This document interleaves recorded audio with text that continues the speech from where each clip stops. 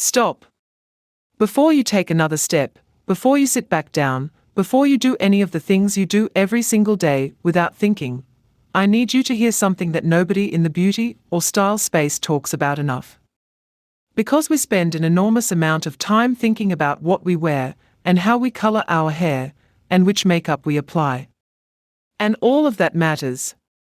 But every single one of those choices is being undermined every single minute of the day by something that nobody mentions. By how you hold yourself. By how you stand, how you walk, how you move through the rooms of your own life. And the difference between a woman who carries herself well and a woman who does not is not a difference of age, or size, or beauty, or money. It is a difference of habit. And habits can be changed. For free. Starting today. And I want to say something before we begin that I genuinely believe. There is no single change available to a woman over 60, no product, no treatment, no piece of clothing, that produces the same immediate and comprehensive improvement to overall appearance that correct posture does. Not because posture is magic. Because posture is the foundation on which everything else sits. The clothes look better. The face reads differently. The energy in the room changes. All from how the body is held. And before we begin, one thing I want to acknowledge. The habits on this list did not come from nowhere. They came from decades of sitting at desks, of carrying children, of bending over sinks and steering wheels and kitchen counters. They came from years of being tired and from years of technology that pulls our heads forward and our shoulders inward. They are not flaws. They are simply patterns. And patterns, unlike bones or skin or the passing of time, can be redirected. In the next few minutes, I am going to walk you through 6 posture and movement habits that are quietly adding years to the appearance of almost every woman over 60 who has them. Every fix on this list costs nothing. No equipment, no gym, no appointments. These are micro-corrections, small adjustments that take 5 seconds to learn and a few weeks of practice to make automatic. And the number 1 fix on this list is the one I am saving for last, because when you get it right, it changes how every single other fix on the list lands. So stay with me all the way through. Let us count down. Mistake number 6. Walking by dragging one's arms. And this one is about movement rather than stillness. About how you walk rather than how you stand. Mistake number 6 is walking with your arms hanging still at your sides, or barely moving, or swinging in the wrong direction. Here is what natural arm movement does for the walking body. When you walk, your body naturally wants to swing the opposite arm to the opposite leg, right leg forward, left arm forward, and so on. This cross-body movement stabilizes the gait, balances the pelvis, and creates a natural rhythm that communicates ease and energy to anyone watching. It is the walking pattern of a body that is engaged, moving forward, present in the world. When the arms are held still at the sides, a habit that often develops gradually as energy decreases or posture changes, or as people become more conscious of their bodies and hold them more tightly, the walk looks effortful rather than easy. The shoulders look rigid. The whole upper body looks like it is being transported rather than actively moving. And on a mature figure, a rigid still-armed walk emphasizes any rounding of the upper back because there is no movement to counterbalance it. The fix is deliberate arm engagement. When you walk, consciously allow your arms to swing forward and back, not exaggerated, not performative, just natural. Let the elbow bend slightly so the forearm moves rather than the whole rigid arm hanging from the shoulder. And keep the hands relaxed and open rather than fisted or gripped. Gripped hands create tension in the arm and shoulder that travels upward. The swing does not need to be large. It needs to be present. Here is a practical way to begin retraining arm movement without thinking about it consciously every time you walk. When you leave your house tomorrow morning, even just to walk to the car or to the end of the street, put your attention on your hands rather than your arms. Make sure the hands are open and relaxed rather than fisted or gripped. Open hands mean relaxed arms, which means natural swing follows almost automatically. You do not have to think about swinging. You just have to stop holding. Try it for 30 seconds on your next walk and notice how different it feels from your habitual pattern. The difference will be immediately obvious because natural arm movement has been so absent for so long. A walking body with natural arm movement reads as energetic and fluid. A walking body with still, rigid arms reads as guarded and effortful. And after 60, the difference between energetic and effortful is one of the most immediately readable things about any appearance. Before mistake number 5, the number 1 is still waiting. And what I am going to tell you about the number 1 changes the context of every other fix on this list, because all 5 of the other mistakes share the same root cause, and the number 1 is that root. So stay with me. Mistake number 5 is one that happens almost entirely without awareness. A shift so gradual and so constant that most people genuinely do not know they are doing it. Mistake number 5, sideways leaning waist. Stop standing and walking with your weight shifted to one side. Here is what lateral weight shift looks like. One hip is pushed out. The opposite shoulder drops slightly. The spine curves gently to one side. One knee is slightly bent and the other is straight. It reads as casual, as relaxed, as at ease. And at 30, it can read that way because the body around it is dense and upright enough to carry the asymmetry without looking collapsed. After 60, the same lateral shift reads differently, as a body that is leaning rather than standing, that is resting against itself rather than holding itself up. The asymmetry that once read as ease now reads as fatigue. Here is also what lateral weight shift does specifically to the silhouette. When one hip is pushed out and the weight is on one leg, the waistline on the weighted side becomes compressed and the opposite side stretches, creating a visual imbalance at the waist that adds apparent width at the hip. On a figure that already carries some natural softening at the waist, this compression makes things look wider and heavier than they actually are. The fix is weight distribution. Stand with your feet hip width apart, not together, not wide, just hip width, and place equal weight on both feet. You will probably feel slightly awkward at first, because equal distribution will feel less familiar than the habitual shift. That is normal. It will also feel slightly more tiring in the legs, initially, because you are now asking both legs to do the work rather than one. But even standing like this for 5 minutes a day, every time you are waiting for something, a kettle, a lift, a queue, begins to retrain the body's default. Here is a useful awareness exercise for the lateral weight shift habit. The next time you are standing in a queue or waiting for something, at a till, at a bus stop, anywhere you stand for more than 30 seconds, notice which foot is bearing your weight. Not which foot you think is bearing your weight. Which foot actually is. Most people with a habitual lateral shift will discover that the same foot is always the weighted one. They return to the same side automatically every time. This dominant side preference is the pattern to interrupt. Simply shifting the weight to the other foot when you notice it, and then aiming for the midpoint between the two, begins to break the automaticity of the habit. And the visual result of standing evenly on both feet is immediate. The waist is symmetrical, the hips are level, the spine is straight, and the whole figure reads as taller and more grounded. Halfway through and the number 1 is still waiting. Mistake number 4 is one that most people will look at in a mirror and immediately see, but only once they know what to look for. And once you see it, you cannot unsee it. Mistake number 4, jaw that slips back. Stop letting your chin drift backward and downward toward your chest. Here is what chin retraction, the chin pulling back and slightly downward, does to the face and neck. When the chin moves backward and down, the soft tissue at the front of the neck and jaw has nowhere to go except to fold or bunch. The result is the appearance of a second chin, or a deepening of an existing one, that has nothing to do with actual weight and everything to do with the position of the head relative to the neck. The same face that has one clean jawline in neutral head position can appear to have 2 or 3 jawlines with the chin retracted even by a few centimeters.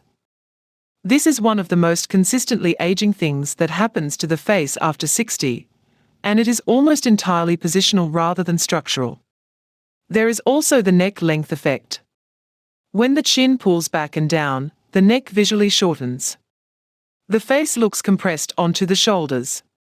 And a short neck, like a heavy earring or a high neckline, adds visual weight to the lower face and jaw area, exactly where most women over 60 would prefer less visual emphasis rather than more.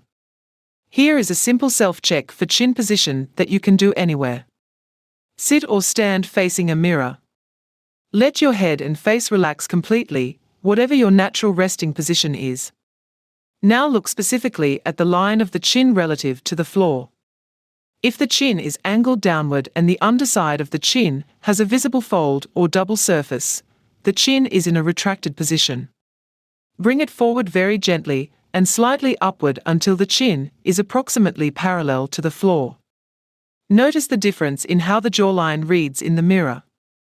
Notice the difference in how the neck looks. This correction, which takes 3 seconds to make, often adds the visual equivalent of years back to the face. The fix is chin extension. Not an exaggerated lifted chin that creates its own problems and reads as stiff and unnatural, but a gentle forward and slightly upward movement of the chin that brings the head into neutral alignment with the spine. A useful cue that many people find helpful: imagine a thread attached to the crown of your head pulling gently upward. This lifts the head, lengthens the neck, and naturally brings the chin to a neutral position without requiring you to think about the chin itself. Practice this in a mirror until neutral feels familiar. Then practice it while you are doing other things: washing dishes, watching television, having a conversation. The chin that is in neutral reads as confident and alert. The chin that has drifted back and down reads as tired and compressed. Same face, same age, entirely different reading. 2 mistakes left and the number 1 is still coming. Mistake number 3 is the one that affects more women over 60 than any other single postural habit, and it is one that has often been building for decades before it becomes visible. Mistake number 3, sagging chest or hunchback. Stop letting your chest collapse and your shoulders roll forward and inward. Here is what the closed chest position, the chest caved inward, the shoulders rolled forward and slightly downward, does to the overall appearance. The upper body loses its width and height. The spine begins to curve forward through the thoracic region. The head, which was already dealing with gravity, now has less support beneath it and moves further forward. The whole upper body reads as smaller and more compressed than it actually is. And on a mature figure, compressed is one of the most aging things the body can read as, not because of any specific feature, but because compression is what the body looks like when it has been lived in for a long time without being cared for. There is also the specific effect of the closed chest on the face. When the chest collapses and the shoulders roll forward, the muscles of the neck and the sides of the face are pulled slightly forward and downward. This creates a subtle but real downward tension in the lower face, contributing to the softening at the jaw that most women over 60 notice and few connect to their posture.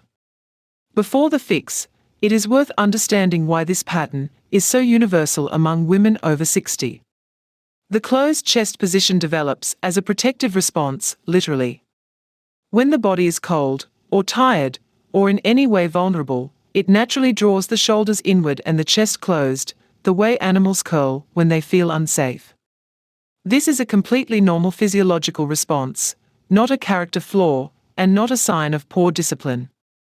But for many women, the protective curve that began as a response to cold or tiredness or stress gradually became the resting default, the position the body returns to without instruction. And once it is the resting default, it becomes self-reinforcing. The muscles of the chest shorten, the muscles of the upper back lengthen, and the closed position becomes structurally easier to maintain than the open one. The fix is chest opening. Not an exaggerated military posture, standing completely straight, with the chest pushed out reads as tense and performative. The fix is a subtle rotation of the shoulders backward and slightly downward, which allows the sternum, the breastbone, to lift naturally. A cue that helps: imagine holding a small orange between your shoulder blades. You do not need to squeeze it, just feel the gentle awareness of the space between the blades being engaged. This rotates the shoulders back, opens the chest, and lifts the sternum without requiring you to hold any tension in the neck or the jaw. Do this exercise standing in front of a full-length mirror, and watch what actually happens to your silhouette in the first 5 seconds. The upper body gets taller. The neck looks longer. The jaw looks more defined. The whole figure reads as more present and more alive. It is one of the most immediately visible fixes on this entire list. And now, the number 1. The one that is the root of almost every other mistake on this list. The one that, when it is corrected, makes every other correction easier to maintain. And the one that is the single most aging postural habit in the lives of women over 60. Mistake number 2, forward-leaning neck ahead. Stop letting your head and neck drift forward in front of your shoulders. Here is the specific name for this pattern: forward head posture. And it is, without question, the most widespread postural change of the last 2 decades, because it has been built by exactly the technology that most of us now use for multiple hours every day. The phone held in the lap. The laptop screen slightly too low. The tablet resting on the knee. Every degree that the head moves forward in front of the shoulders adds the equivalent of additional pounds of load to the muscles and structures of the neck and upper back. And the body, trying to manage this load, progressively accommodates, which means the forward position becomes the resting default rather than a temporary lean. Here is what forward head posture does to the face and neck specifically. When the head is forward of the shoulders, the skin and soft tissue of the neck is in a constant mild compression on the front surface. The chin is slightly lower than neutral. The throat is slightly shortened. And the face, which is attached to this forward-positioned head, reads as being pushed downward and forward rather than lifted and upright. The eyes, which should read as open and present, are slightly downcast. The jawline, which should read as clean and defined, is slightly softened by the compression of the neck below it. The fix is head repositioning. Stand against the wall as described in the number 1 fix. Notice whether your head naturally touches the wall, or whether there is a gap between the wall and the back of your skull. If there is a gap, the wall is showing you the exact amount of forward head posture you have been carrying. Gently bringing the head back to touch the wall, without lifting the chin or compressing the neck, is the neutral position. Practice this transition consciously whenever you think of it. And when you use your phone or tablet, raise the device to eye level rather than dropping your head to the device's level. This single habit change removes the primary cause of forward head posture in daily life. Mistake number 1, shoulders that hunch over. Stop rounding the upper back. Specifically, stop allowing the thoracic spine to curve forward into what is sometimes called a dowager's hump. Here is what upper back rounding does to the entire body. When the thoracic spine curves forward, every structure above it compensates. The shoulders roll forward because the spine beneath them is curving. The neck protrudes because the spine is pushing the head forward. The chest collapses because there is no upright structure to hold it open. The chin retracts because the head has been pushed forward by the neck. In other words, every other mistake on this list is partly a consequence of this one. Upper back rounding is the originating pattern from which almost all of the other habits flow. It also does something very specific and very real to height. The forward curve of the thoracic spine literally compresses the vertebrae above it and reduces the actual measured standing height by amounts that are clinically significant, sometimes an inch or more in women who have had significant upper back rounding for many years. That lost height is not a result of aging. It is a result of a postural pattern that has gone uncorrected. And while severe spinal curvature does require professional intervention, the early and moderate forms, which describe the vast majority of women over 60 who are affected, respond very well to deliberate daily correction. The fix has 2 parts. The first part is immediate and cosmetic. Stand against a flat wall with the back of your head touching the wall, the shoulder blades touching the wall, the back of your pelvis touching the wall, and both heels on the floor. Hold this position for 30 seconds. What you are feeling is your spine in its neutral position. This may feel very different from what you are used to, and the difference between what this feels like and what your daily default feels like is the gap that daily practice needs to close. Practice this wall stand for 30 seconds every morning. Not as an exercise, as a calibration. It tells your nervous system what neutral feels like, which is the first step to choosing it without the wall. The second part is strengthening. The muscles of the upper back, specifically the rhomboids and the lower trapezius, which are the muscles that hold the thoracic spine upright and the shoulders back, have been in a lengthened, weakened position for years.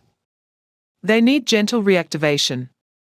Pulling the shoulder blades together gently, holding for 5 seconds, and releasing, repeated 10 times, is one of the simplest and most effective ways to begin reactivating these muscles without any equipment.